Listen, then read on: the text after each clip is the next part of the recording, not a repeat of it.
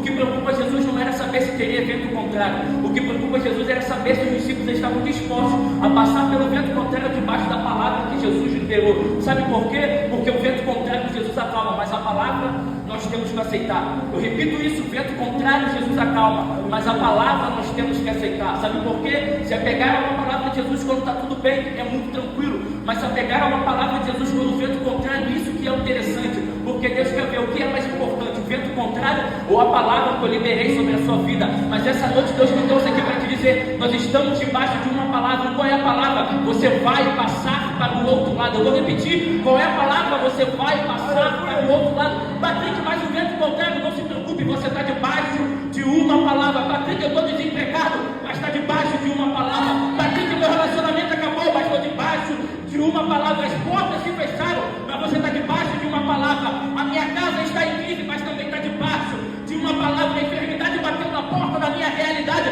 mas você está debaixo de uma palavra. O meu casamento está em tormenta, mas está debaixo de uma palavra. Eu não paro de chorar, mas está debaixo de uma palavra. A depressão, a tristeza, a infelicidade está querendo me alcançar, mas você está debaixo de uma palavra. Não se preocupe, Deus te trouxe aqui para trazer uma certeza para o seu coração. Você vai chegar do outro. Tem alguém comigo nessa palavra? Mediante as lutas da sua vida, não posta no seu status do WhatsApp, mediante a perda, lutas e dificuldades, vai buscar a face do Senhor, vai orar a Deus, vai falar com Deus, vai dizer para Ele e ouvir de Deus. Sabe por quê? O crente que não ora está com a sua vida espiritual declinando.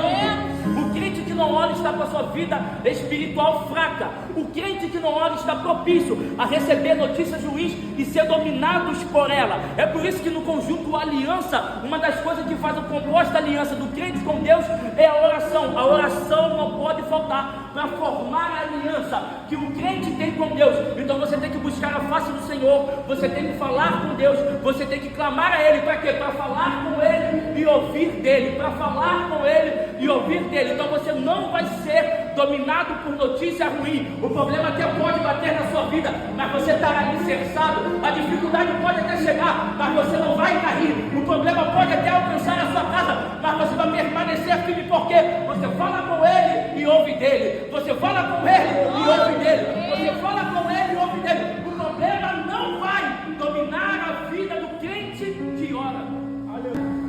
Faça um raciocínio comigo. Jesus dá uma ordem para os discípulos. Eles entram no barco e vão em direção ao outro lado do mar.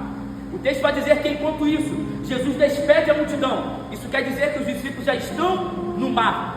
Jesus, havendo despedido a multidão, ele continua a sua caminhada para ter o seu período de oração. Isso quer dizer que os discípulos já estão no mar. Jesus tem o seu período de oração. A Bíblia não fala quanto tempo, mas isso quer dizer que os discípulos já estão no mar. Agora Jesus acaba a sua oração, levanta os seus olhos e o barco dos discípulos está sendo açoitado. Então isso quer dizer que enquanto Jesus orava, o barco dos discípulos já estava sendo açoitado. Enquanto Jesus buscava a face de Deus, o vento já era contrário. Enquanto Jesus estava tendo seu momento de intimidade com o Pai, os discípulos talvez estavam com medo de perder a sua vida, talvez não tivessem mais forças para remar, talvez estavam pensando em desistir, porque o vento era contrário. Eu falei, então Senhor, por que é que Jesus não cessou a sua oração assim que o vento começou a ser contrário para socorrer os discípulos? Deus falou, Patrick, é simples, porque a palavra que ele liberou era o suficiente para sustentar os discípulos em meio ao vento contrário. Não se preocupe, ele não foi andando na sua direção, mas há uma palavra liberada sobre a sua vida. Ele não foi andando na sua direção, mas há uma palavra liberada sobre a sua casa. Ele ainda não apareceu para você, mas você está debaixo de uma palavra. Qual é a palavra dessa noite, Patrick? Você vai chegar do outro lado, não se preocupe. A palavra é o suficiente para sustentar a sua casa, para sustentar a sua família, para sustentar o seu negócio, para sustentar o seu ministério, para sustentar a sua chamada. A palavra é o suficiente para você permanecer aonde você está. Você não vai cair por causa da palavra. Hebreus 4:12, a palavra do Senhor, ela é viva e eficaz, é mais penetrante que uma espada de dois gumes, que penetra a divisão da alma e do espírito, juntas e medula, e apta para discernir pensamentos e intenção do coração. Romanos 10. Ele ainda não apareceu para você, não foi ao seu encontro, mas você está debaixo de uma palavra. Existe uma palavra liberada sobre a sua casa, sobre o seu ministério, sobre a sua vida. Os discípulos acreditaram nessa palavra. Não pense que Deus esqueceu de você, mas Ele sabe que existe uma palavra liberada.